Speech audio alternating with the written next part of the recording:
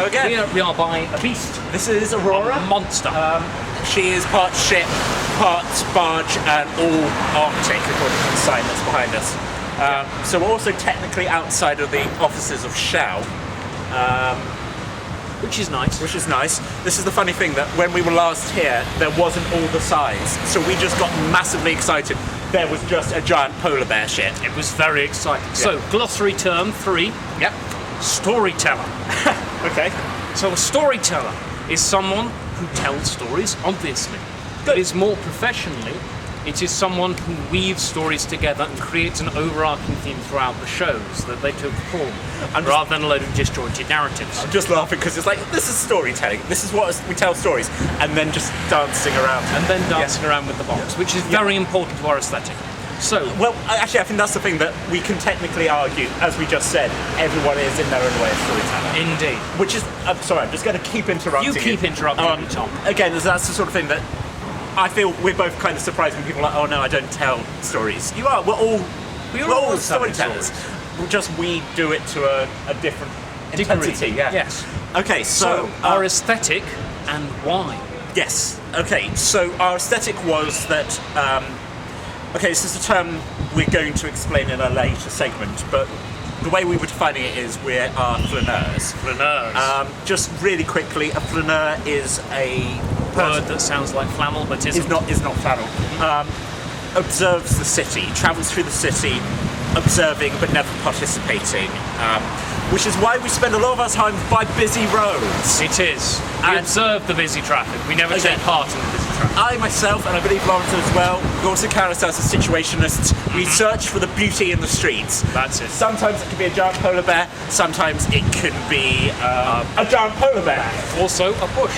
Lovely bush. Lovely bush. Okay, so our aesthetic. The whole aesthetic was we travelled with the box, and the whole point was the show would suddenly pop up within the area. That in earlier versions, the show would start with us walking in with the box.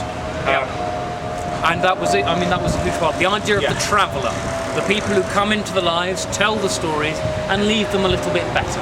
We really wanted to create that sort of space that everyone felt really warm and comfortable in, as we've said. We were also looking at this idea of a low-tech theatre. Now, this was mainly due to the fact that neither Tom or I are particularly competent with lighting. How dare you, sir? I have lighting skills. You can hang lights. I can run a lighting board. We weren't allowed up the ladder, so they were like, you can change the lights, but you're not allowed to touch them. Another reason for this was we felt that we wanted the audience to really focus in on the narrative and what was happening, rather than being directed by a light show. Also, the fact that we were actually planning to be able to, when we were pitching to venues, be able to say, we don't have to concern ourselves with your lighting rig. We can just turn up. That didn't work out as well as we were hoping. However, there were moments that it was made much simpler. Simply being able to walk in and just go, bang, we're here. Which was actually quite fortunate because the second venue we went to was outside, so had no, and that was the thing. They were like, "Oh, do you want lighting?" We were like, "No, we do not." Even to the extent that they were like, "Okay, you can start at like 8 o'clock," and we were like, "No, because then it will be getting dark, and no one will be able to see us." So we are not doing theatre in the dark. No. Another part of that aesthetic that you may have noticed is Tom and I are very, very good at following each other's sentences. That interplay between two characters happening on stage is a really enjoyable aspect, I think. I think this is the interesting thing, that everything's interesting, really. Also, the fact that our work, we started going, okay, we're going to be looking at narrative, and constantly the feedback was, we don't care about the narrative, we care about the characters. To the extent that became the biggest change, really, that we were like, okay, the show is no longer about storytelling in particular. That's kind of like the inroad. Yes. But it's also about the collapse. It's using the stories as a fulcrum, if you will. Or not a fulcrum, a focus. Through which to refract the nature of the character's relationship. And I think also that was the interesting thing that, I'm sorry, I keep saying interesting thing. You say interesting. If you're watching this at home, as you should be, take a shot every time I say something's interesting.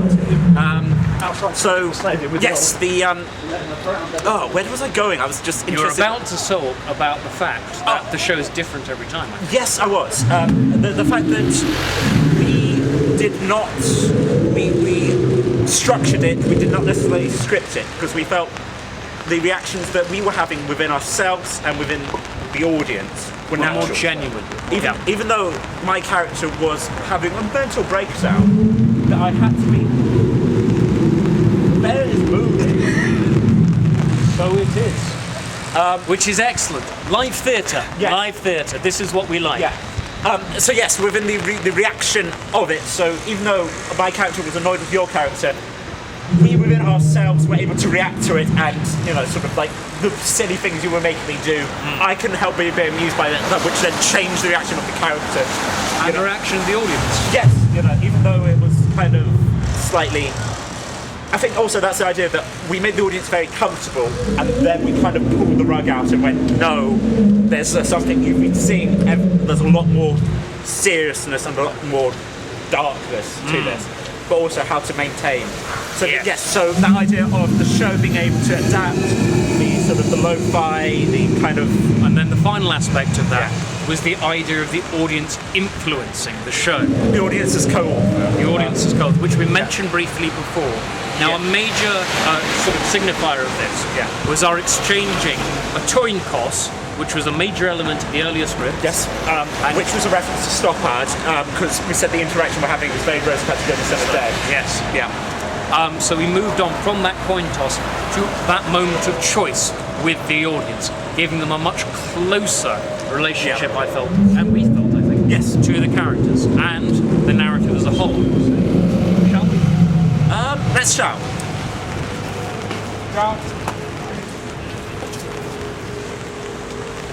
Good.